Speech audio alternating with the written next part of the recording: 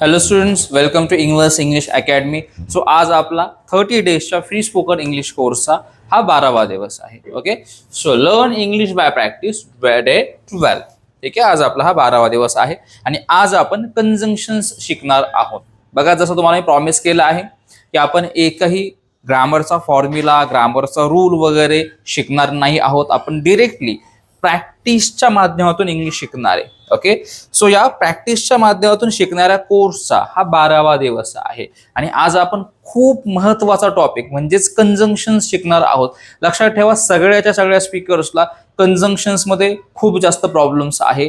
आपल्याला long sentences बोलता येत नाही, लॉंग सेंटेन्सेस बनवता येत नाही. त्याच्या मागचं रिझन म्हणजे कंजंक्शनच माहिती नाहीत आपल्याला. सो तुम्ही जर एकदा कंजंक्शन शिकलात तर तुम्ही लॉंग सेंटेन्सेस जे ते यूज करू शकता, लॉंग सेंटेन्सेस तुम्ही बोलू शकताय. ओके, सो आपल्या चॅनलला जर तुम्ही सबस्क्राईब केलं नसेल तर आत्ताच आपल्या चॅनलला सबस्क्राईब करा.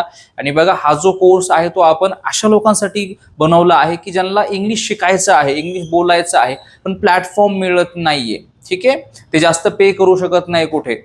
तर अशा व्यक्तींसाठी आपण हा जो कोर्स आहे तो बनवलेला आहे. सो जास्तीत जास्त व्ह्यूअर्स पर्यंत हा कोर्स पोहोचवा. खास करून आपण मराठीमधून ज्यांना इंग्लिश शिकायचं आहे त्यांच्यासाठी हा कोर्स बनवलेला आहे, आपल्या मराठी व्ह्यूअर्ससाठी. तर प्लीज आपल्या चॅनलला सपोर्ट करा. जास्तीत जास्त लोकांपर्यंत हा कोर्स, हा व्हिडिओ जो आहे तो पोहोचवा आणि आपल्या चॅनलला नक्की सबस्क्राईब करून ठेवा. फाईन, कारण की भविष्यामध्ये आपण इतर सुद्धा कोर्सेस लॉन्च करणार आहोत. ओके, सो शिकूयात आता कंजंक्शन्स. तर बघा, पहिलं sentence, I can speak English and Marathi. I can speak English and Marathi याचा अर्थ आहे मी इंग्लिश आणि मराठी बोलू शकतो. तर आपलं फर्स्ट कंजंक्शन या सेंटेन्स मध्ये आहे बघा, काय? अँड. ठीक आहे, आता सगळ्यात आधी कंजंक्शन काय आहे ना हे पण समजून घ्या. कंजंक्शन काय असतं? कंजंक्शन हे दोन सेपरेट वाक्यांना काय करतं? जोडतं. ठीक आहे, दोन सेपरेट वाक्यांना काय करतं? ते जोडतं. आता बघा, मी सपोज जर असं म्हटलो, आता हे जे वाक्य आहे, I can speak English and Marathi, याचा अर्थ काय आहे? तर मी इंग्लिश आणि मराठी बोलू शकतो. आपण जर असं म्हटलो, आय कॅन स्पीक इंग्लिश, ठीक आहे, आणि मी परत एक शब्द बोललो, काय? Marathi. I can speak English Marathi. काय अर्थ लागेल का वाक्याचा? तर अजिबातच नाही. आणि इंग्लिशचा आणि मराठीचा काय संबंध आहे हे सुद्धा समजणार नाही. इथं मला अर्थ काय डिलिव्हर करायचा आहे? तर मी इंग्लिश आणि मराठी बोलू शकतो. बघा, इंग्लिश आणि मराठी, आणि शब्द आला ना आपल्या बोलण्यामध्ये. सो इथं जसं बघा, आपण मराठीचं वाक्य जोडण्यासाठी आणि हा शब्द यूज केला, तसंच इंग्लिशला सुद्धा ऍप्लिकेबल आहेत. इंग्लिशमध्ये सुद्धा असे काही वर्ड्स आहेत ज्यांना आपण कंजंक्शन्स असं बोलतो, की जे आपण दोन वाक्यांना जोडण्यासाठी, दोन वाक्यांचा परस्पर संबंध आहे हे दाखवण्यासाठी यूज करत असतो. फाईन, सो कंजंक्शन्स काय आहेत, त्याचा इम्पॉर्टन्स काय आहे, आय होप तुम्हाला समजलं असेल. तर आपण सेकंड वाक्याकडे वळूयात. She is smart and hard working. She is smart and hard working.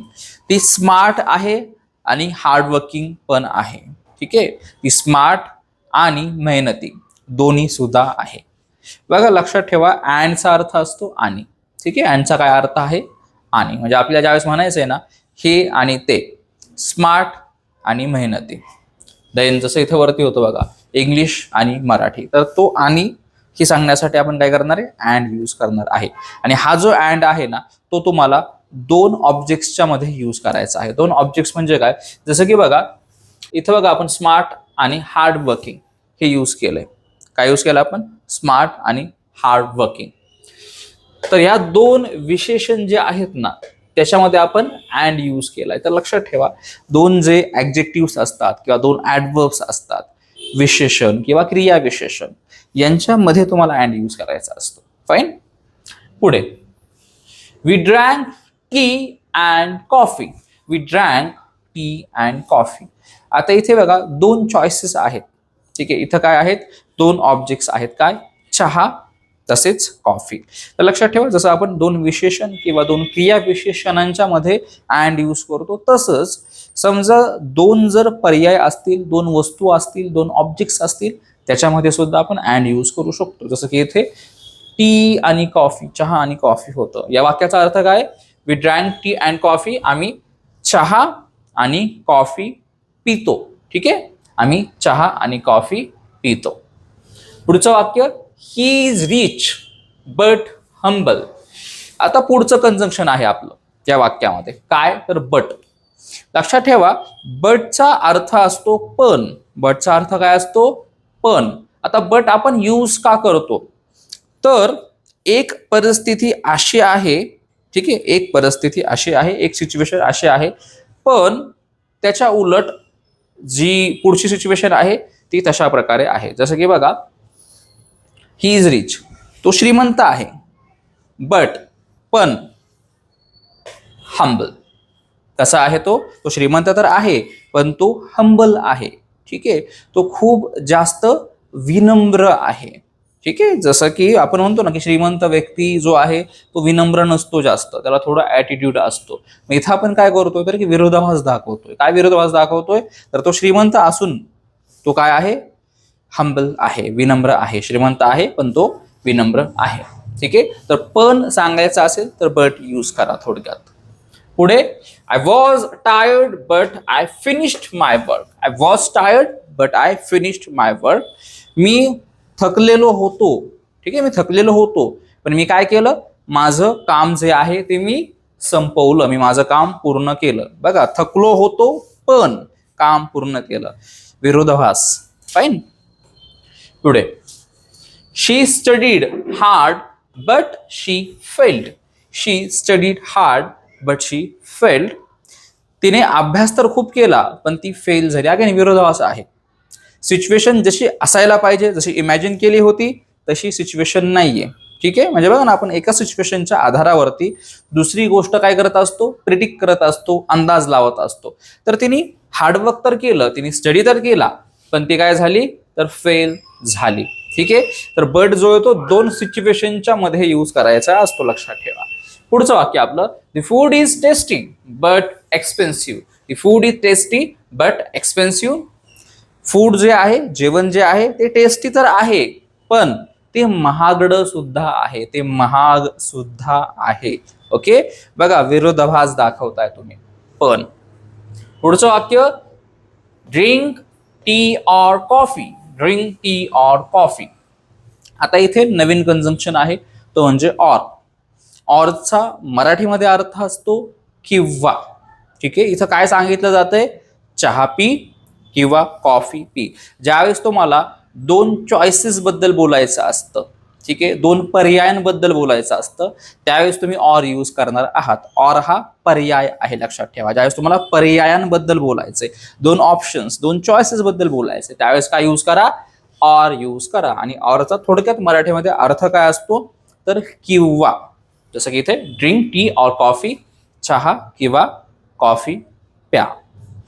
पुढे, you call me or message. You call me or message. याचा अर्थ आहे की तू मला कॉल कर किंवा मेसेज कर. तू मला कॉल कर किंवा मेसेज कर. काय केलं तुम्ही इथे, दोन पर्याय ठेवले, दोन ऑप्शन्स ठेवले. काय, तर कॉल कर किंवा मेसेज कर. ठीक आहे, तर ज्यावेळेस तुम्हाला दोन ऑप्शन्स बद्दल बोलायचे त्यावेळेस ऑर यूज करायचा आहे आणि त्या दोन ऑप्शन्सच्या मध्ये ऑर यूज करा नेहमी, लक्षात ठेवा. फाईन. पुढे, is he at home or at work. Is he at home or at work. आता अगेन दोन पर्याय आहेत. काय, की तो घरी आहे की तो ऑफिसवर आहे. ठीक आहे, तो घरी आहे की तो कामावर आहे, हे विचारलं जाते, लक्षात ठेवा. क्वेश्चन आहे हा. काय, की तू घरी आहे की कामावर आहे. Is he at home or at work. पुढचं वाक्य, hurry up or you will miss the bus. Hurry up or you will miss the bus. आता याचा अर्थ आहे की लवकर कर. ठीक आहे, पटपट पटपट कर, पटपट उरक, नाहीतर काय होईल, तुझी बस मिस होईल. ठीक आहे, hurry up or you will miss the bus. ज्यावेळेस तुम्हाला असं सांगायचं असतं की असं कर नाहीतर तसं होईल, त्यावेळेस सुद्धा तुम्ही ऑर यूज करू शकताय. त्यासाठी काय करायचे, एक सिच्युएशन सांगा की असं असं कर, ठीक आहे, देन ऑर यूज करा. त्याचा अर्थ काय होईल, नाहीतर, आणि मग पुढची सिच्युएशन सांगा की नाहीतर काय होईल ते. फाईन. जसं की इथं सांगितलं, hurry up or you will miss the bus. पटपट उरक किंवा पटपट आवर, नाहीतर तुझी बस तू मिस करशील. पुढे, I am happy because I passed. I am happy because I passed. याचा अर्थ आहे की मी आनंदी आहे, मी खुश आहे. का? कारण मी पास झालो आहे. ठीक आहे. आता बिकॉज कुठं यूज करतो आपण? तर कारण सांगण्यासाठी, एखाद्या गोष्टीचं रिझन सांगण्यासाठी. हे असं आहे कारण अशी अशी सिच्युएशन आहे. बघा कारण सांगतो आपण, तर ज्या ज्यावेळेस कारण सांगायचे यूज बिकॉज. फाईन. पुढे, she stayed home because it was raining. ती घरी थांबली, ती घरी राहिली, ती घरी थांबली. का? कारण पाऊस पडत होता. बघा रिझन सांगितले. घरी थांबली, ती का थांबली घरी? तर पाऊस पडत होता. आणि हे कारण सांगण्यासाठी आपण काय यूज केलं? तर बिकॉज यूज केलेलं आहे. फाईन. पुढचं वाक्य, he is absent because he is sick. तर बघा, तो ॲब्सेंट आहे, तो गैरहजर आहे. का गैरहजर आहे? तर तो आजारी आहे. बघा रिझन सांगितलं ॲब्सेंट राहण्याचं, गैरहजर राहण्याचं. काय रिझन? तर तो आजारी आहे. फाईन. पुढचं sentence, we left early because it was late. Okay, we left early because it was late. आम्ही लवकरच निघालो. का लवकर निघालो? कारण की उशीर झाला होता. बघा, लवकर निघालो, त्याचं कारण काय? तर उशीर झाला होता. फाईन. आता लवकर निघणे म्हणजे काय? तर समजा सपोज तुम्ही एखाद्याची वाट पाहत होता. ठीक आहे, एखाद्याची तुम्ही वाट बघत होता, तो पण तुमची वाट पाहत होता की अरे हा हे आल्यावरती जे येते आपण निघूयात. तर तुम्ही लवकरच निघून गेला. का? कारण की वेळ खूप झाली होती, त्याची तुम्ही वाटच नाही पाहिली. ओके, तो येण्याची तुम्ही वाटच नाही पाहिली, तुम्ही त्याच्या आधी निघून गेला. अर्ली म्हणजे त्याच्या आधी जाणे. ओके. पुढे, if you study you will pass. आता इथे बघा नवीन कंजंक्शन आहे. काय नवीन कंजंक्शन आहे? तर इफ. आता इफचा अर्थ काय असतो? तर जर. ओके, काय अर्थ आहे? जर. म्हणजेच जर तुम्ही असं केलं तर त्याचे परिणाम तुम्हाला अशा प्रकारे मिळतील. ओके, जर तुम्ही असं केलं तर त्याचे परिणाम तुम्हाला अशा प्रकारे मिळतील. आणि नेहमी लक्षात ठेवा, इफ कंजंक्शन जो आहे तो तुम्हाला सुरुवातीलाच यूज करायचा आहे. इफ कंजंक्शन स्टार्टिंगलाच यूज करतो आपण. फाईन. सो इथे सेंटेन्स काय होतं? If you study you will pass. तुम्ही जर अभ्यास केला तर तुम्ही पास होताल. फाईन. पुढचं sentence, if it rains we will stay home. If it rains we will stay home. जर पाऊस पडला तर काय करणार आम्ही? तर आम्ही घरी राहणार. जर पाऊस पडला तर आम्ही घरीच राहणार किंवा घरीच थांबणार. ओके. बघा, जर तरची सिच्युएशन, जर असं झालं तर अशा अशा प्रकारे गोष्ट होईल. ओके. पुढे, if you call me I will answer. If you call me I will answer. तू जर मला कॉल केला तर मी उत्तर देईल. जर कॉल केला तर उत्तर देईल. ठीक आहे, हे सांगण्यासाठी इफ यूज केला बघा आपण. तर इफ हा सुरुवातीलाच यूज करायचा तुम्हाला. इफ यूज करा, एक सिच्युएशन सांगा. जसं इथं सिच्युएशन होती you call me, if you call me, then comma करा. ठीक आहे, खरं तर बोलताना हे कॉमाज वगैरे आपण यूज करत नाही, पण थोडासा एक छोटासा पॉज. ठीक आहे, इफ यू कॉल मी, थोडासा छोटा पॉज, आणि देन पुढची situation I will answer. Then तुम्ही पुढची सिच्युएशन सांगा. जसं इथं काय होतं, आय विल आन्सर, मी उत्तर देईन. ओके. पुढे, if she comes we will start. If she comes we will start. ती जर आली तर आपण सुरू करूयात. ती जर आली तर आपण सुरू करूयात, स्टार्ट करूयात. पुढचं वाक्य, if you need help tell me. If you need help tell me. तुला जर मदत लागली तर मला सांग. ठीक आहे, जर तर. तुला जर मदत लागली तर मला सांग. पुढचं वाक्य, if he works hard he will succeed. बघा, if he works hard he will succeed म्हणजेच काय? तर त्याने जर हार्ड वर्क केलं, त्याने जर मेहनत केली तर तो यशस्वी होईल. ठीक आहे, म्हणजे त्याचं यश जे आहे ते हार्डवर्क वरती डिपेंड आहे थोडक्यात. पुढचं वाक्य, although he is rich he is simple. Although he is rich he is simple. आता बघा याचा अर्थ काय आहे? तर तो श्रीमंत असून सुद्धा तो सिंपल आहे. बघा, ज्यावेळेस तुम्हाला हे सांगायचं, आपण असं म्हणतो ना, असं असून सुद्धा हे असं आहे. म्हणजे आपण एक इमॅजिन केलेली असते, एक इमेज इमॅजिन केलेली असते की एखादा व्यक्ती जर श्रीमंत असेल, त्याच्याकडे जर खूप सारे पैसे असतील, तर त्याचं लाईफस्टाईल खूप लक्झरियस असणार, तो खूप महागडे कपडे घालणार, ठीक आहे, लाईफस्टाईल खूप त्याचं रिच असणार. पण याच्या विरुद्ध जर एखादी गोष्ट घडतीये, ठीक आहे, तशी सिच्युएशन दिसतच नाही आपल्याला, याच्या विरुद्ध एखादी गोष्ट दिसते की अरे तू श्रीमंत आहे, मोस्ट ऑफ दी पीपल जे ते खूप रिच लाईफस्टाईल जे ते बाळगतात, खूप लक्झरियस लाईफ जगतात, पण हा व्यक्ती मी असा पाहतोय की जो खूप सिंपल आहे, तो खूप सिंपल राहतो. विरोधाभास आहे ना हा, की असं असून सुद्धा तसं आहे. तर अशा प्रकारचे वाक्य सांगायचे तुम्हाला, तर अल्दो यूज करा तुम्ही, जसं इथं यूज केलंय आपण, although he is rich he is simple. तो श्रीमंत असून सुद्धा तो साधा आहे, तो सिंपल आहे. ओके, अल्दो नेहमी आपण स्टार्टिंगलाच यूज करतो बरं का, लक्षात ठेवा ही गोष्ट. काय तर अल्दो तुम्हाला सुरुवातीलाच यूज करायचं आहे. अल्दो यूज करा, ठीक आहे, एक सिच्युएशन सांगा, ठीक आहे, असं असून सुद्धा, अशी सिच्युएशन असून सुद्धा, मग पुढची सिच्युएशन सांगा, ठीक आहे, थोडासा पॉज घेऊन, म्हणजेच आपला कॉमा, कॉमा म्हणजे आपला पॉज आहे, लक्षात ठेवा. फाईन. पुढचं वाक्य, although it was raining we played.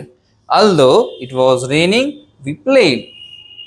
पाऊस पडत असून सुद्धा आम्ही खेळलो. ठीक आहे, जनरली पाऊस पडायला लागल्यावरती काय करतात लोक, तर कुठंतरी आडोशाला जाऊन थांबतात, जेणेकरून आपण पावसात भिजणार नाही. पण इथं काय झालं, उलट झालं ना. काय तर पाऊस पडत होता, पाऊस पडत असताना सुद्धा ही लोक काय केलं, तर या लोक खेळले. ठीक आहे, ही लोक खेळलीत. फाईन. विरोधाभास. पुढे, although she was tired. Although she was tired she continued working. याचा अर्थ आहे की ती थकलेली असून सुद्धा तिने काम चालू ठेवलं. ओके, जनरली एखादा व्यक्ती थकलेला असेल तर तो काय करणार, थोडा पॉज घेणार, थोडा ब्रेक घेणार. पण या व्यक्तीने काय केलं, उलट गोष्ट केली. काय की थकलेली असून सुद्धा तिने काम हे चालूच ठेवलं. ओके, पुढे जाऊयात आपण. Although he is young he is wise. Although he is young he is wise. तर याचा अर्थ आहे की तो यंग असून सुद्धा, बघा यंग म्हणजे काय, तर लहान, एक टीनेजर वगैरे. शक्यतो आपण म्हणजे 25-30 वगैरे अशा वयाच्या पुढच्या लोकांना प्रौढ असं बोलत असतो, बरोबर ना. प्रौढ लोक जे ते जास्त समजूतदार असतात, जास्त हुशार आणि समजूतदार असतात. यंग जे मुलं असतात ते म्हणजे तेवढे समजूतदार नसतात. मी असं म्हणत नाही की हुशार नाही, बट समजूतदार. ठीक आहे, एक आपण म्हणतो ना, एक समजूतदारपणे निर्णय घेणं वगैरे, भरपूर विचारपूर्वक निर्णय घेणे वगैरे, हे शक्यतो कोण करतं, प्रौढ लोक करतात. पण इथे हा व्यक्ती जो आहे तो यंग आहे, म्हणजे खूपच लहान आहे. थोडक्यात हा 16, 17, 18 वर्षांचा असू शकतो. आणि एवढं कमी वय असून सुद्धा हा काय आहे, तर वाईस आहे, म्हणजे हुशार आणि समजूतदार आहे थोडक्यात. फाईन. पुढचं वाक्य, although the road was long we enjoyed the journey. बघा इथं काय अर्थ झाला मग याचा, की रोड जो आहे तो लॉंग असून सुद्धा, रस्ता जो आहे तो खूप लांब असून सुद्धा आम्ही जर्नी जे आहे, आम्ही प्रवास जो आहे तो एन्जॉय केला. फाईन. पुढे आता आपलं पुढचं कंजक्शन आहे या वाक्यांमध्ये, ते म्हणजे इवन दो. तर वाक्य बघा, even though he was sick he came to work. Even though he was sick he came to work. तो आजारी असून सुद्धा कामावरती आला. लक्षात ठेवा, अल्दो अँड इवन दो हे जेमतेम जवळपास सेमच असतात. पण इवन दो हा जास्त एम्फेसिस करण्यासाठी आपण यूज करतो. ठीक आहे, म्हणजे एखाद्या गोष्टीवरती जास्त भर द्यायचा आहे, जास्त जोर द्यायचा आहे, किंवा एखादी सिच्युएशन अजून जास्त सिरियस आहे, अजून जास्त मोठी आहे, तर त्या केसमध्ये आपण काय करतो, तर इवन दो यूज करतो. स्टार्टिंगलाच यूज करा इवन दो. ओके. पुढे, even though it was cold we went outside. बघा, even though it was cold we went outside याचा अर्थ आहे की थंडी असून सुद्धा आम्ही बाहेर गेलो. अगेन इथं सुद्धा आपण विरोधाभास सांगण्यासाठीच इवन दो यूज करणारे, सेम अल्दो सारखाच, की अशी सिच्युएशन असून सुद्धा अशा प्रकारचा परिणाम दिसतोय, किंवा अशी सिच्युएशन असून सुद्धा हे अशा प्रकारच्या गोष्टी केल्या जात आहेत. ठीक आहे, जनरली त्या सिच्युएशन मध्ये त्या गोष्टी केल्या जात नाही, बट त्या गोष्टी केल्या जात आहेत. तर ह्या अशा प्रकारच्या गोष्टी सांगण्यासाठी तुम्ही इवन दो यूज करता. ठीक आहे, आपण इवन दो अशा गोष्टींमध्ये यूज करतो की असं असून सुद्धा. अल्दो इवन दो सेमच आहे, इवन दो थोड्याशा मोठ्या लेवलच्या गोष्टींसाठी आपण यूज करतो. फाईन. तर इथे जसं की even though it was cold we went outside, थंडी असून सुद्धा आम्ही बाहेर गेलो, आम्ही बाहेर पडलो. ओके, पुढचं sentence, even though she was afraid she spoke. ती घाबरलेली असून सुद्धा किंवा जरी ती घाबरलेली होती तरी ती बोलली. ओके, घाबरलेली असून सुद्धा ती बोलली. शक्यतो माणूस घाबरल्यावरती काय करतं, सायलेंट राहतं, बट इथे ती घाबरलेली असून सुद्धा ती बोलली. ठीक आहे, तिने स्पीकिंग केलं. पुढे, even though I was late I caught the train. आता इथे बघा, शक्यतो लेट झाल्यावरती आपली ट्रेन मिस होते किंवा बस मिस होते, कारण की फिक्स टायमिंग असतो. पण इथं लकीली इथे लेट झालेलं असून सुद्धा मी ट्रेन पकडली. ठीक आहे, मला ट्रेन मिळाली. Fine. So even though I was late I caught the train, मला लेट झालेलं असून सुद्धा मला ट्रेन मिळाली. पुढचं वाक्य, even though they lost they smiled. Even though they lost they smiled. आता इथे बघा, शक्यतो माणूस हरल्यावरती, ठीक आहे, पराजित झाल्यावरती दुःखी असतो, तो हसत नाही, तो स्माइल करत नाही. पण इथं तर उलट दिसतंय. काय की तो हरलेला असून सुद्धा तो हसतोय. हसतोय म्हणजे मोठ्या मोठ्याने नाही, बट तो चेहऱ्यावरती एक छोटंसं स्मित हास्य करतोय. ठीक आहे, एक छोटीशी स्माइल देतोय. फाईन. तर आपलं नेक्स्ट सेंटेन्स बघा, even though they lost they smiled. आता बघा, शक्यतो माणूस हा हरल्यावरती हसत नाही, खूप दुःखी राहतो, चेहऱ्यावरती छोटंसं स्माइल सुद्धा देत नाही तो. पण इथं केस काय आहे, even though they lost they smiled. ते हारले, ठीक आहे, ती लोक हरले तरी सुद्धा त्यांनी स्माइल केलं, एक छोटंसं स्मित हास्य दिलं. ओके, बघा, विरोधाभास आहे. असं असून सुद्धा असं आहे. ओके, सो आता आपण पुढचं बघूयात सेंटेन्स. आता इथे अगेन नवीन कंजंक्शन बघणार आहे आपण. You cannot pass unless you study. You cannot pass unless you study. आता अनलेस हा कंजंक्शन आहे इथे. अनलेस कधी यूज करणार तुम्ही, ज्यावेळेस तुम्हाला म्हणायचंय की जोपर्यंत तू ही गोष्ट करणार नाही ना, तोपर्यंत तुला ती गोष्ट मिळणार नाही. ओके, जोपर्यंत ही कंडिशन फुलफिल होणार नाही, जोपर्यंत हा ऍक्ट होणार नाही, ही ऍक्शन होणार नाही, तोपर्यंत तुला ते परिणाम मिळणार नाही जे की तुला हवे आहेत. ओके, आणि या सेंटेन्सचा अर्थ आहे, you cannot pass unless you study. तू जोपर्यंत अभ्यास करणार नाहीस तोपर्यंत तू पास होणार नाहीस. ओके, आता इथे अनलेस काय करायचंय तुम्हाला, मध्ये यूज करायचं आहे. ठीक आहे, एक सिच्युएशन झाली की त्याच्यानंतर अनलेस यूज करा व त्याच्यानंतर मग तुमची पुढची सिच्युएशन. म्हणजे इथे कंडिशनच्या नंतर अनलेस व अनलेसच्या नंतर त्याचा परिणाम. फाईन. पुढचं वाक्य बघा, I won't go unless you come. I won't go unless you come. याचा अर्थ आहे, मी तोपर्यंत जाणार नाही जोपर्यंत तू येणार नाहीस. ओके, सो मी तोपर्यंत जाणार नाही जोपर्यंत तू येणार नाहीस. ठीक आहे, पुढचं sentence, she won't eat unless she is hungry.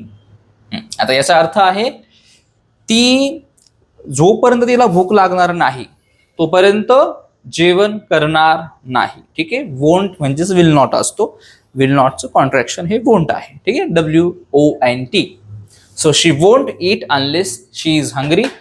जोपर्यंत तिला भूक लागणार नाही तोपर्यंत ती जेवण करणार नाही. ओके, पुढचं वाक्य, we won't start unless everyone arrives. We won't start unless everyone arrives. आम्ही तोपर्यंत स्टार्ट करणार नाही जोपर्यंत सगळे येणार नाहीत. ओके, आम्ही तोपर्यंत सुरुवात करणार नाही जोपर्यंत सगळेचे सगळे लोक येणार नाही. फाईन. पुढे, he won't improve unless he practices. He won't improve unless he practices. आता इथे बघा, तोपर्यंत इम्प्रूव्ह होणार नाही जोपर्यंत तो प्रॅक्टिस करणार नाही. फाईन. तोपर्यंत इम्प्रूव्ह होणार नाही जोपर्यंत तो प्रॅक्टिस करणार नाही. म्हणजे ती कंडिशन फुलफिल झाल्याशिवाय त्याचे परिणाम तुम्हाला तसे मिळणार नाहीत जसे तुम्ही अपेक्षा केलेली आहे. ओके, पुढे जाऊयात आपण. Don't open the door unless you know the person. आता याचा अर्थ आहे तोपर्यंत दरवाजा उघडू नका जोपर्यंत तुम्हाला तो माणूस कोण आहे हे कळणार नाही. ओके, तोपर्यंत दरवाजा उघडू नका जोपर्यंत तो माणूस कोण आहे हे तुम्हाला कळणार नाही. ओके, जे माणूस कळल्यावरतीच थोडक्यात दरवाजा ओपन करा असं सांगितलं जातं. अगेन बघा, कंडिशन देन कंडिशनच्या मध्ये अनलेस व त्याच्यानंतर त्याचा परिणाम जो काय आहे तो. तर हे अशा प्रकारे आपण सेंटेन्स बिल्ड केलेलं आहे. पुढे आता इथे आपण जे ते नवीन सेंटेन्स स्ट्रक्चर जे ते शिकणार आहे. I don't know whether he is at home. I don't know whether he is at home.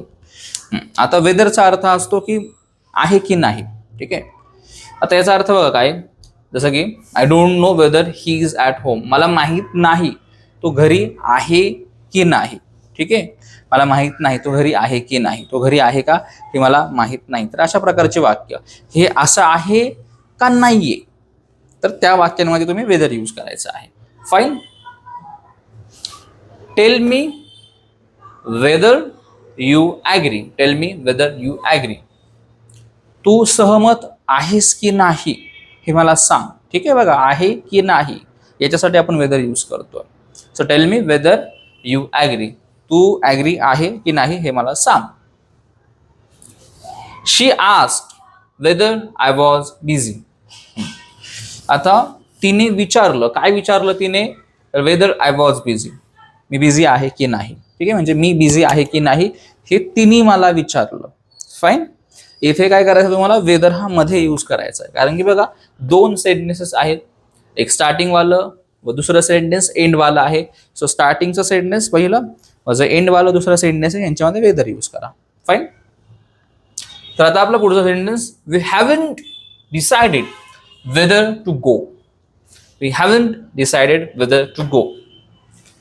आम्ही डिसाइड केलेलं नाहीये जायचं आहे की नाही. ते जायचं की नाही हे आम्ही डिसाइड केलेलं नाहीये. फाईन. पुढचं sentence, I don't know whether she will come. मला माहीत नाही की ती येईल की नाही. ओके, मला माहीत नाहीये ती येईल की नाही. ते पुढचं वाक्य, ask him weather he is ready. Ask him weather he is ready. त्याला विचार तो रेडी आहे की नाही. ओके, तर त्याला विचार तो रेडी म्हणजेच तयार आहे की नाही. बघा, आहे की नाही हा अर्थ घेतोय आपण इथे. तर वेदर म्हणजे असं आहे की नाही. पुढे आस्क, हे झालं आपलं पुढचं sentence, wait until I come. Wait until I come याचा अर्थ आहे मी येऊसपर्यंत वाट बघ. ठीक आहे, असं होऊपर्यंत. ठीक आहे, जोपर्यंत असं होत नाही तोपर्यंत. तर हा जो पर्यंत आहे तो म्हणजे आपला इंग्लिशमधला अंटिल असतो. ठीक आहे, तर तो पर्यंत या शब्दाला आपल्या इंग्लिशमध्ये आपण काय यूज करणार आहे, अंटिल यूज करणार आहोत आपण. फाईन.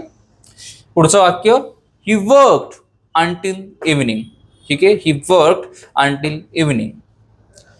त्याने संध्याकाळपर्यंत काम केलं. पर्यंत, त्याने संध्याकाळपर्यंत काम केलं. He worked until evening. पुढचं वाक्य आपलं, stay here until I return. Stay here until I return याचा अर्थ आहे मी येऊसपर्यंत इथेच थांब. मी येऊसपर्यंत इथेच थांब. ओके, इथे पण तुम्हाला काय करायचंय, अंटिल जो येतो मध्ये यूज करायचा आहे. बघा, दोन कंडिशन्स आहेत. जसं की इथे बघा, वेट वाट बघ, अंटिल आय कम मी येऊपर्यंत. तर जे दोन सेंटेन्सेस आहेत तुमचे त्याच्यामध्ये यूज होणार आहे अंटिल, लक्षात ठेवा. ओके, पुढचं सेंटेन्स बघूयात आपण. Either you or I will do it. Either you or I will do it. आता इथे नवीन कंजक्शन आहे. आता ईदर आणि ऑरचा अर्थ असतो हे किंवा ते. हे किंवा ते, तू किंवा मी. ओके, ते किंवा आम्ही. बघा, इथे दोन चॉईसेस आहेत. दोघांपैकी एक काहीतरी निवडायचं असतं किंवा दोघांपैकी एक कोणतरी ती गोष्ट करणार असतो, तिथे आपण इदर आणि ऑर यूज करणार आहे. दोन्ही गोष्टी नाही, पण दोघांपैकी एक असा अर्थ असतो इदर आणि ऑरचा.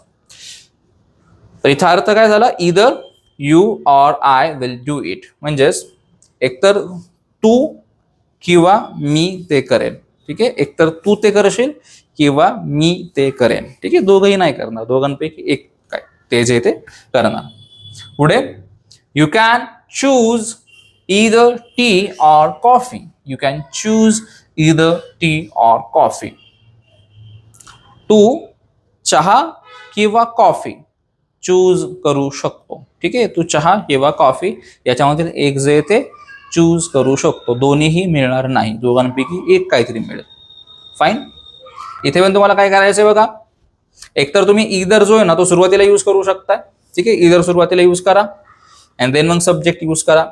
आता इदर किंवा ऑर यांच्यामध्ये इदर जो आहे तो सुरुवातीला कधी यूज होणार आहे, ज्यावेळेस तुम्ही दोन माणसांमध्ये काहीतरी पर्याय देताय. जसं की तू किंवा मी, आम्ही किंवा ती लोक, ती किंवा तो. इथे बघा ना डायरेक्ट माणसांचे पर्याय आहेत. सो त्या केसमध्ये तुम्ही इदर आधी यूज करणार आहे व देन मग तुमचा पहिला पर्याय. जसं की इथे बघा इदर यू म्हणजे तू हा एक पर्याय होता आणि देन मग पहिल्या पर्यायाच्या नंतर पहिल्या ऑप्शनच्या नंतर ऑर यूज करा. जसं इथे यूज केलं बघा ऑर, आणि त्याच्यानंतर मग तुमचा सेकंड पर्याय आणि तुमची ऍक्शन. जसं की इथं सेकंड पर्याय होता आय म्हणजेच मी, आणि मग तुमची जी ऍक्शन आहे ती, जसं की will do it, will do it. Fine. आणि मग दुसरं एक केस असती. दुसरी केस म्हणजे काय, ज्याच्यामध्ये तुम्ही काय करणार आहात, दोन ऑब्जेक्ट्स बद्दल बोलणार आहे. ठीक आहे, दोन ऑब्जेक्ट्स बद्दल तुम्ही बोलणार आहे. जसं की इथं दोन ऑब्जेक्ट्स काय आहेत, तर टी आणि कॉफी. मग काय करायचं तुम्हाला, जो एक ऑब्जेक्ट आहे पहिला पर्याय ऑब्जेक्ट, त्याच्या आधी इदर यूज करा. यूज केलं बघा आपण इदर टी, आणि त्याच्यानंतर मग जो दुसरा पर्याय आहे, दुसरा ऑप्शन आहे, त्याच्या आधी ऑर यूज करा. यूज केला आपण बघा कॉफीच्या आधी or, either tea or coffee. You can choose either tea or coffee. तू चहा किंवा कॉफी यांच्यामधील एक चूज करू शकतोस. ठीक आहे, पुढचं सेंटेन्स बघूयात आपण. Either call me or send message.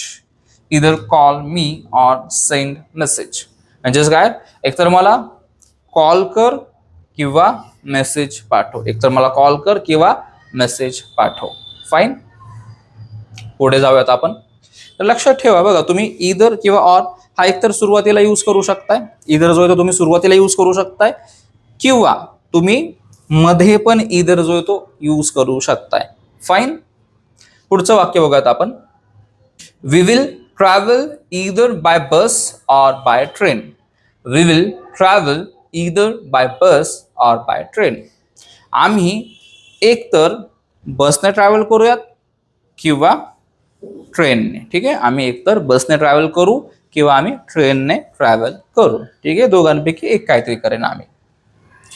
Either study now or regret later. एकतर आत्ता अभ्यास करा किंवा मग नंतर पश्चाताप करा. ठीक आहे, म्हणजे बघा तुम्ही जर अभ्यास नाही केला तर थोडक्यात तुम्हाला 100% पश्चाताप होणार आहे. फाईन. सो एकतर अभ्यास करा आत्ता किंवा मग नंतर पश्चाताप करत बसा. ओके. पुढचं वाक्य. तर बघा तुम्हाला आय होप हे समजलं असेल की इदर एकतर तुम्ही सुरुवातीला यूज करू शकताय. ठीक आहे, पहिला जर तुम्ही ऑब्जेक्ट यूज करताय तर त्या पहिल्या ऑब्जेक्टच्या आधी इदर यूज करा, आणि त्याच्यानंतर मग ऑर टाका व तुमचा दुसरा ऑब्जेक्ट यूज करा, आणि त्याच्यानंतर तुमची ऍक्शन यूज करा. ठीक आहे, किंवा वाक्याच्या मध्यामध्ये. जसं की बघा इथं काही दोन वाक्य होते आपली, लिहितो इथे मी. Either you or I will do it. आता इथे बघा आपण काय केलं, इदर सुरुवातीला यूज केला. ठीक आहे, सुरुवातीला इदर यूज करायचा आहे तर काय करा, इदर सुरुवातीला यूज करा, त्याच्यानंतर तुमचा जो ऑप्शन आहे एक तो यूज करा इदरच्या नंतर. देन काय करा, त्या ऑप्शनच्या नंतर ऑर यूज करा, आणि मग तुमचा सेकंड ऑप्शन. ठीक आहे, म्हणजे फर्स्ट ऑप्शनच्या आधी इदर आणि मग सेकंड ऑप्शनच्या आधी जे ते ऑर यूज करा. त्याच्यानंतर तुमची जी ऍक्शन असेल ती, जसं की इथं ऍक्शन विल डू इट होती, ते आपण शेवटी यूज केली. आणि दुसरी केस काय असते, जसं की बघा इथे एक सेंटेन्स आहे आणि दुसरा use, you can choose either tea or coffee. Okay. दुसरा यूज काय असतो तर इधर जो आहे तो तुम्ही मध्यामध्ये यूज करता आणि ऑर जो आहे तो ऑलमोस्ट म्हणजे एंडला यूज करत असता. म्हणजे तुमचे ऑब्जेक्ट जे ते सुरुवातीला नसतात, ते पुढे असतात ऑब्जेक्ट. सो दॅट्स वाय आपण जो आपला ऑब्जेक्ट आहे पुढे वाक्यामध्ये त्याच्या आधी पहिला ऑब्जेक्टच्या आधी एक इधर यूज करणार आहे आपण, व जो आपला दुसरा ऑब्जेक्ट आहे जसं की तो कॉफी आपला दुसरा ऑब्जेक्ट होता तर त्याच्या आधी आपण काय केलं, ऑर यूज केलं. तर लक्षात ठेवा इधर ऑर सुरुवातीला पण यूज होऊ शकतात किंवा ते नंतर सुद्धा यूज होऊ शकतात. ठीक आहे. तर तुमच्या वाचण्यात वगैरे इधर ऑर हा एकतर सुरुवातीला येऊ शकतो किंवा तो नंतर पण येऊ शकतो. दॅट्स वाय म्हणून तुमचे हे दोन्ही डाऊट्स जे ते क्लिअर केले. ठीक आहे. दोन्ही प्रकारचे तुम्हाला युजेस मी दाखवले इधर आणि ऑरचे. फाईन. सो आय होप समजलं असेल तुम्हाला. आता आपण काय करूयात, पुढच्या सेंटेन्सेसकडे जाऊया. इथं आपण आता नवीन जो आहे तो कंजंक्शन शिकणार आहे. Okay. He talks as if he knows everything. Okay. आता इथे आपण नवीन कंजंक्शन शिकतोय बघा. काय तर he talks as if he knows everything. तो असं बोलतोय जसं की त्याला सर्वच गोष्टी माहिती आहे, त्याला सगळंच माहिती आहे. आता ॲज इफ जो आहे ना तो आपण कुठे यूज करणार आहे, ज्यावेळेस आपण असं म्हणतो ना की तो असा वागतोय जसं की तो खूप श्रीमंत आहे, तो असं वागतोय जसं की तो खूप शहाणा आहे. ठीक आहे. असं करतोय जसं की. तर ह्या अशा प्रकारच्या सेंटेन्सेससाठी आपण काय करणार आहे, ॲज इफ यूज करणार आहोत. आणि एक गोष्ट लक्षात ठेवा, ॲज इफ हे नेहमीच मध्ये यूज होतं वाक्याच्या. ओके. सो इथं मध्येच यूज झाले बघा. He talks as if he knows everything.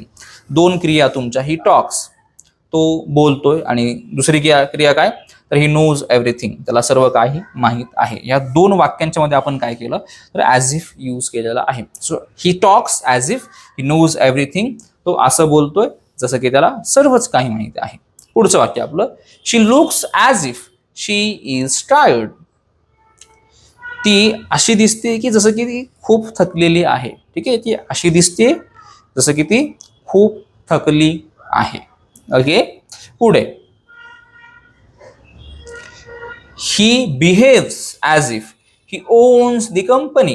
He behaves as if he owns the company. तो असा बिहेव करतोय, तो असा वागतोय जसं की तो कंपनीचा मालकच आहे, जसं की कंपनी त्याच्या मालकीचीच आहे. बघा, असं करतोय जसं की. हे अशा प्रकारचं वाक्य आपण बनवलं. पुढे, ही smiled as if nothing had happened. He smiled as if nothing had happened. तो अशा प्रकारे हसला. ठीक आहे. तो असा हसला की जसं की काहीच घडलं नाही. बघा, तो असा हसला जसं की काहीच घडलं नाही. आता पुढचं वाक्य, it looks as if it will rain. It looks as if it will rain. असं वाटतंय जसं की पाऊस पडेल. ठीक आहे. ते असं दिसतंय जसं की पाऊसच पडेल. म्हणजे आभाळाकडे तुम्ही पाहिलं आणि तुम्ही असं म्हणताय असं दिसतंय आभाळ जसं की पाऊसच पडेल. पुढे, he spends money as if he were rich. He spends money as if he were rich. आता याचा अर्थ आहे तो पैसे अशा प्रकारे खर्च करतोय, तो पैसे असे खर्च करतोय जसं की तो श्रीमंत आहे. ठीक आहे. एक मित्र तुमचा जो की जास्त श्रीमंत नाहीये आणि तो कधी खर्च पण करत नाही, पण अचानकच काय झालं काय माहिती की तो खर्च करायला लागला खूप. आणि तुम्हाला माहिती आहे की याच्याकडे शक्यतो पैसे नसतात, मग तुम्ही काय म्हणताय, तो असं खर्च करतोय पैसे जसं की तो खूपच श्रीमंत आहे. ओके. आता इथे महत्वाची गोष्ट बघा, ही सोबत आपण नेहमी वॉज यूज करतो, हे तुम्ही ऐकलं असेल, पण इथं आपण काय केलंय, वर यूज केलंय. तर एक महत्वाचा इंग्लिशचा नियम लक्षात ठेवा तुम्ही, ज्यावेळेस तुम्ही इमॅजिनेशन बद्दल बोलत असता, बघा ना इथं इमॅजिनेशन आहे ना, जसं की तो श्रीमंत आहे. खरं खरं आहे का तो श्रीमंत, तर अजिबातच नाही. इथं तुमचं इमॅजिनेशन, तुमची कल्पना आहे ही. बरोबर. सो काल्पनिक गोष्टी त्या बोलताना आपण ही सोबत वर यूज करतो, हे लक्षात ठेवा. ओके. आता पुढचा सेंटेन्स बघूयात आपण. She is not only beautiful but also intelligent. She is not only beautiful but also intelligent. आता इथे नवीन कंजंक्शन आला, नॉट ओनली बट ऑल्सो. हे बघा, आपण शाळेमध्ये खूप शिकलेलो आहोत, खूप ऐकलेलं आहे नॉट ओनली बट ऑल्सो. याचे आपल्याला टॉपिक्स पण होते, याच्यावरती क्वेश्चन सुद्धा यायचे. तर आता हा डेली यूज मध्ये आपल्या स्पोकन इंग्लिशमध्ये कसा यूज करायचा हे बघूयात आपण. तर वाक्य काय होतं, she is not only beautiful but also intelligent. ती सुंदरच नाही तर ती हुशार सुद्धा आहे. बघा, नॉट ओनली बट ऑल्सोचा अर्थ असतो की हेच नाही तर ते पण आहे. ठीक आहे, हेच नाही तर ते पण आहे. ठीक आहे, म्हणजे एखाद्या व्यक्तीकडं ही गोष्ट तर आहेच आहे, पण त्यासोबत एक ऍडिशनल गोष्ट ही अशा प्रकारे सुद्धा आहे. ओके, त्याला आपण नॉट ओनली बट ऑल्सो बोलत असतो. तर नॉट ओनली बट ऑल्सोचा यूज करताना तुम्हाला काय करायचं असतं, तर जो कुठला एक गुणधर्म असतो, ठीक आहे, जो कुठला एक गुणधर्म, जसं की इथं गुणधर्म आहे ना, कॅरेक्टर आहे, स्पेशालिटी आहे, ऍडजेक्टिव्ह आहे, काय, ब्युटिफुल. तर एक ऍडजेक्टिव्ह जे असतं किंवा ऍडवर्ब किंवा विशेष गोष्ट जी असते त्याच्या आधी तुम्हाला नॉट ओनली यूज करायचा असतो, व बट ऑल्सो तुम्हाला दुसऱ्या गुणधर्माच्या आधी, दुसऱ्या ऍडजेक्टिव्ह किंवा विशेष गोष्टीच्या आधी तुम्हाला बट ऑल्सो हा यूज करायचा असतो. लक्षात ठेवा, जसं की इथं गेलेलं आहे आपण. फाईन, पुढचं वाक्य बघूयात. He not only sings but also dances. He not only sings but also dances. तो फक्त गातच नाही तर तो नाचतो सुद्धा. ठीक आहे, तो फक्त गातच नाही तर नाचतो सुद्धा. बघा, दोन गुणधर्म त्याचे, दोन विशेषण आपण सांगितली. पुढचं वाक्य आपलं, I not only speak English but also teach it. I not only speak English but also teach it. याचा अर्थ आहे, मी इंग्लिश बोलतच नाही. बघा, मी फक्त इंग्लिश बोलतच नाही तर ते शिकवतो सुद्धा. ठीक आहे, मी इंग्लिश फक्त बोलतच नाही तर ते शिकवतो सुद्धा. दोन गोष्टी. पुढचं वाक्य, they not only help but also encourages us. Okay, काय वाक्य आहे, तर they not only help us but also encourages us. आता याचा अर्थ असा आहे की त्यांनी आम्हाला फक्त मदतच केली नाही तर एनकरेज सुद्धा केलं. ठीक आहे, एनकरेज म्हणजे काय, तर त्यांनी आम्हाला मोटिवेट केलं. ठीक आहे, त्यांनी आम्हाला प्रेरित केलं. फाईन. अगेन दोन विशेषणं आहेत, दोन विशेष गोष्टी आहेत त्या आपण इथे यूज केल्या. पुढचं वाक्य, not only Rahul but also Amit was present. Not only Rahul but also Amit was present. आता इथे फक्त राहुलच नाही तर अमित सुद्धा प्रेझेंट होता. बघा, हे वाक्य मी मुद्दामून इथे ऍड केलं आहे. शक्यतो लोक काय करतात, विशेषण जे असतात ना त्याच्यासोबतच तुम्हाला फक्त यूज सांगतात नॉट ओनली बट ऑल्सोचा, पण तुम्ही नाऊन सोबत सुद्धा यूज करू शकता नॉट ओनली बट ऑल्सो. जर इथे दोन नाऊनच पर्याय असतील, जसं की फक्त हाच व्यक्ती नाही तर तो व्यक्ती सुद्धा, तर त्या केसमध्ये आपण काय करणार आहे, नॉट ओनली बट ऑल्सो हे सुरुवातीला यूज करणार आहे. जसं की इथं राहुलच्या आधी आपण नॉट ओनली यूज केलं, व आपल्याकडे दुसरा कोण होता ऍडिशन, तर अमित हा ऍडिशन होता. ठीक आहे, म्हणजे बोनस होता. त्याच्यामुळे मग आपण काय केलं, अमितच्या आधी बट ऑल्सो यूज केलं. म्हणजे सेम विशेषण सारखंच आहे, एवढंच की विशेषण हे वाक्यामध्ये पुढे यूज होतात, पण इथे नाऊनच्या केसमध्ये कसं असतं, नाऊननी सुरुवात होते असते ना सेंटेन्सची, त्याच्यामुळे आपण नाऊनच्या आधी यूज करणार आहे नॉट ओनली, आणि त्याच्यानंतर मग जो आपलं दुसरं नाऊन आहे ना त्याच्या आधी आपण बट ऑल्सो यूज करणार आहे. जसं की इथे यूज केलं बघा, नॉट ओनली राहुल, फक्त राहुलच नाही, but also Amit was present, तर अमित सुद्धा प्रेझेंट होता. ठीक आहे, म्हणजे हेच नाही तर ते सुद्धा. तर पुढे जाऊयात आपण. आता इथे आपल्याला नवीन कंजंक्शन शिकायला मिळणार आहे. She likes neither tea nor coffee. She likes neither tea nor coffee. तिला चहाच नाही तर कॉफी सुद्धा आवडते. म्हणजे फक्त हेच नाही तर ते सुद्धा. इदर ऑर मध्ये कसं होतं, तर हे किंवा ते. ठीक आहे, हे किंवा ते.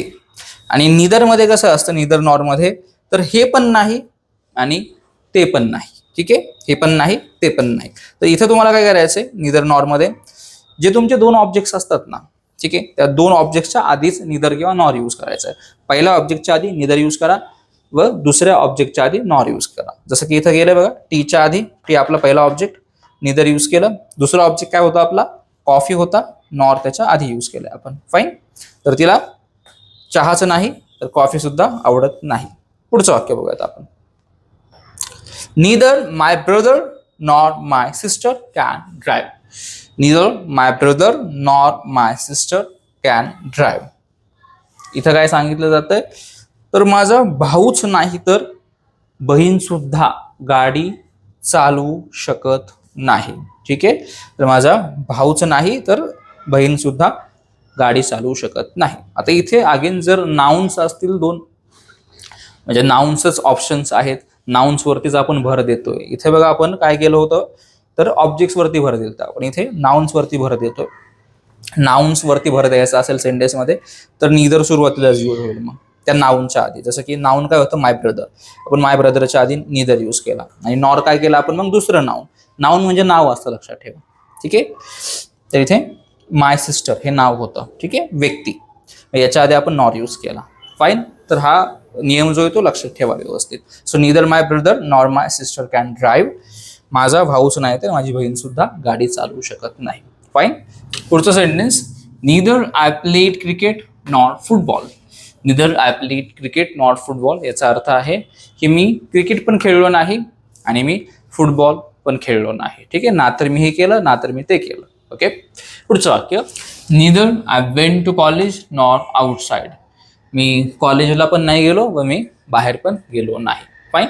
पुढचं वाक्य, I have neither time nor money. I have neither time nor money. माझ्याकडे वेळ पण नाहीये आणि पैसे पण नाहीये. माझ्याकडे वेळ पण नाहीये आणि पैसे पण नाहीये. फाईन. पुढचं बघूयात आपण वाक्य, it was raining however we went out. It was raining however we went out याचा अर्थ आहे की बाहेर पाऊस पडत होता मात्र आम्ही बाहेर गेलो. हावेवर हा आपण बट सारखाच यूज करतो, पण इथे काय करत असतो आपण, दोन्ही पूर्ण सेंटेन्सेस लिहित असतो. जसं की बघा, इट वॉज रेनिंग पूर्ण सेंटेन्स आहे, वी वेंट आउट पूर्ण सेंटेन्स आहे, आणि त्याच्यामध्ये आपण काय केलाय, हॅवेवर यूज केलाय. आणि हॅवेवर जो आहे ना तो हा जास्त अकॅडमिक असतो. अकॅडमिक म्हणजे काय, तर तुम्ही पत्रव्यवहार, त्याच्यानंतर ईमेल्स किंवा तुमच्या एक्झाम्स पेपर्समध्ये जर तुम्ही लिहित असताल तर त्या केसमध्ये हॅवेवरचा जास्त यूज होतो. म्हणजे हॅवेवर हा जास्त फॉर्मल आहे किंवा हा जास्त अकॅडमिक आहे असं आपण म्हणू शकतो. फाईन. तर हॅवेवर जो आहे तो तुम्हाला मध्ये यूज करावा लागतो बरं का. ओके, सेंटेन्सेसच्या मध्ये यूज करा हॅवेवर. म्हणजे एक सेंटेन्स संपलं की मग मध्ये हॅवेवर यूज करा व देन तुमचं दुसरं सेंटेन्स सुरू होईल. फाईन. पुढचं वाक्य, he is rich however he is not happy. He is rich however he is not happy. तो श्रीमंत आहे मात्र तो किंवा परंतु तो खुश नाहीये. ठीक आहे, म्हणजे असं असून सुद्धा परिस्थिती जे आहे ते अशा प्रकारचे आहे. ठीक आहे, असं आहे पण तो जो आहे तो खुश नाहीये. ठीक आहे, तो श्रीमंत आहे तो जो आहे तो खुश नाहीये. पुढचं वाक्य, शी studied hard हॅवेवर she failed. She studied hard हॅवेवर she failed. तिने अभ्यास केला मात्र ती नापास झाली. ठीक आहे, तिने अभ्यास केला परंतु ती नापास झाली. ठीक आहे, म्हणजे अपेक्षा होती अभ्यास केला तर पास झाली पाहिजे, पण तसा रिझल्ट काय आलाच नाही. ठीक आहे, पुढं, I wanted to help him however I had no time. Okay, so इथे अर्थ असा आहे की मला त्याची मदत करायची इच्छा होती. मला त्याची मदत करायची इच्छा होती पण माझ्याकडे काय वेळ नव्हता. मात्र माझ्याकडे वेळ नव्हता. फाईन. पुढचं वाक्य, the food was delicious however it was expensive. इथे जेवण जे आहे डिलिशियस होतं मात्र ते एक्सपेन्सिव्ह होतं, मात्र ते महागडं होतं. ओके, पुढचं sentence, he is such a good teacher that everyone respects him. He is such a good teacher that everyone respects him. आता सच अ गुड हा एक कंजंक्शन आहे बघा. सच अ गुडचा अर्थ असतो की एवढा चांगला आहे की. ठीक आहे, म्हणजे सच अ गुडच्या पुढे तुम्ही जो ऍडजेक्टिव्ह वगैरे टाकताल ना मग तो ऍडजेक्टिव्ह जास्त एम्फेसिस होणार. जसं की इथं गुड होतं ना, मग काय झालं, एवढा चांगला, एवढा चांगला. ठीक आहे, तो आपण म्हणतो ना एवढा मोठा, एवढा चांगला, ठीक आहे, एवढा सुंदर, एवढा हुशार, तर त्यासाठी आपण सच यूज करतो. व पुढे काय करा, तो जो काय आहे ऍडजेक्टिव्ह किंवा जो तुमचा नाउन वगैरे आहे तो तुम्ही पुढे यूज करा. ठीक आहे, पुढचं वाक्य आधी याचा अर्थ जाणून घेऊयात आपण. He is such a good teacher that everyone respects him. याचा अर्थ आहे तो एवढा चांगला टीचर आहे की सगळे त्याची रेस्पेक्ट करतात. ठीक आहे, तो एवढा चांगला टीचर आहे की सगळे त्याची रिस्पेक्ट करतात. पुढचं वाक्य, she is such a kind girl that everyone likes her. She is such a kind girl that everyone likes her. ती एवढी दयाळू मुलगी आहे, ती एवढी चांगली मुलगी आहे की प्रत्येकाला ती आवडते. ठीक आहे, बघा इथं सचच्या नंतर काइंड आला म्हणून काय झालं, एवढी चांगली, एवढी दयाळू असा त्याचा अर्थ निघला. फाईन. लक्षात ठेवा, सच जो आहे ना तो तुम्हाला ऍडजेक्टिव्हच्या आधी यूज करायचा आहे. ठीक आहे, जो काय तुमचा ऍडजेक्टिव्ह असेल किंवा ज्याच्यावरती तुम्हाला भर द्यायचा आहे त्या वर्डच्या आधी तुम्ही सच यूज करा. पुढे, it was such heavy rain that we stayed at home. It was such heavy rain that we stayed at home. तो एवढा मोठा पाऊस होता की आम्ही घरीच थांबलो. तो एवढा मोठा पाऊस होता की आम्ही घरीच थांबलो. ठीक आहे, आता सचच्या नंतर आपण काय केलं, हेवी यूज केलं. ठीक आहे, त्याच्यामुळं एवढा हेवी असं झाला अर्थ. पुढे जाऊयात आपण, आपलं पुढचं कंजंक्शन ॲज सून ॲज. वाक्य बघूयात.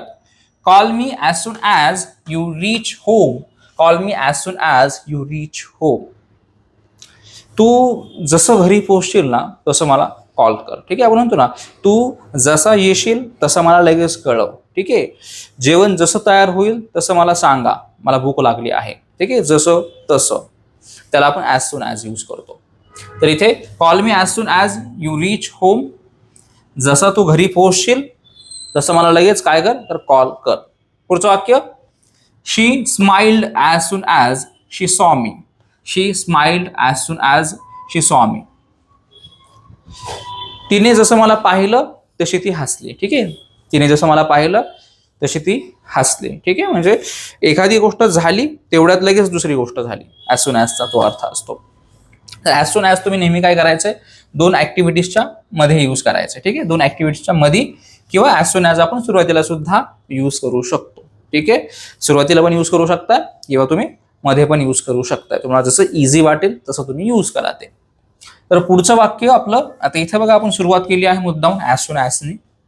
काय वाक्य आपलं, as soon as he finished his work he went to home. As soon as he finished his work he went home. याचा अर्थ आहे की जसं त्याचं काम संपलं तसा तो घरी गेला. जसं त्याचं काम संपलं तसं तो घरी गेला. फाईन. पुढचं वाक्य last, we left as soon as the rain stopped. We left as soon as the rain stopped. आम्ही जसा पाऊस थांबला तसं निघून गेलो. ठीक आहे, जसा पाऊस थांबला तसं आम्ही लगेच काय केलं, तर निघून गेलो. फाईन. तर आय होप तुम्हाला हे कंजंक्शन्स समजले असतील. बघा, खूप महत्त्वाचा पार्ट असतो कंजंक्शन्स, कारण की सेंटेन्सेस आपण जॉईनच करू शकत नाही किंवा मोठे सेंटेन्सेस आपण बोलू शकत नाही कंजंक्शन्सच्या हेल्पशिवाय. आणि आज आपण कंजंक्शन्स हे सगळे प्रॅक्टिसमधून शिकलो आहोत. आणि लक्षात ठेवा, हा आपला 12वा दिवस होता या 30 डेजच्या फ्री स्पोकन इंग्लिश कोर्सचा. आपण असेच इतर 11 व्हिडिओ सुद्धा अपलोड केलेत. ठीक आहे, ईच इम्पॉर्टंट टॉपिकवरती. आणि त्याची लिंक जी आहे, त्या प्लेलिस्टची जी लिंक आहे ती मी कमेंट बॉक्समध्ये पिन केलेली आहे ती कमेंट. सो नक्की त्याच्यावरती तुम्ही क्लिक करा व इतर आपले 11 डेजचे व्हिडिओज जे आहे ते पहा. तुम्ही बघा, तुम्ही जर आपला हा जर कोर्स फॉलो केला तर 30 डेजच्या नंतर मी तुम्हाला गॅरंटीने सांगू शकतो की तुम्ही एक फ्लुएंट स्पीकर असणार आहात. ठीक आहे, तर लक्षात ठेवा, आपण हा खास मराठी व्ह्यूवर्ससाठी कोर्स लॉन्च केला आहे 30 डेजचा. तर जास्तीत जास्त मराठी व्ह्यूवर्सपर्यंत पोहोचवा हा व्हिडिओ, हा कोर्स जो आहे तो जास्तीत जास्त मराठी व्ह्यूवर्सपर्यंत पोहोचवा. तुम्हाला जर आपला व्हिडिओ आवडला असेल, तुम्हाला जर माझी टीचिंग आवडली असेल तर नक्की तुम्ही कमेंटमध्ये कमेंट करा. ठीक आहे, तुमचे रेस्पॉन्सेस खूप महत्त्वाचे आहेत आमच्यासाठी आणि आम्हाला मोटिवेशन मिळतं तुम्ही कमेंट्स केले की. तर नक्की आपल्या व्हिडिओला लाईक करा, ठीक आहे, कमेंट करा. तुम्ही जास्तीत जास्त लोकांपर्यंत हा कोर्स पोहोचवा व अजून सुद्धा आपल्या चॅनलला सबस्क्राईब केलं नसेल तर नक्की सबस्क्राईब करा. बिकॉज इथून पुढे आपण खूप महत्त्वाच्या टॉपिक्सवरती व्हिडिओज बनवणार आहोत. आणि तुम्हाला जर एखाद्या टॉपिकवरती जर व्हिडिओ हवा असेल तर मी तसा डिटेल्ड व्हिडिओ बनवेल, तुम्ही फक्त कमेंट करा व्हिडिओच्या खाली.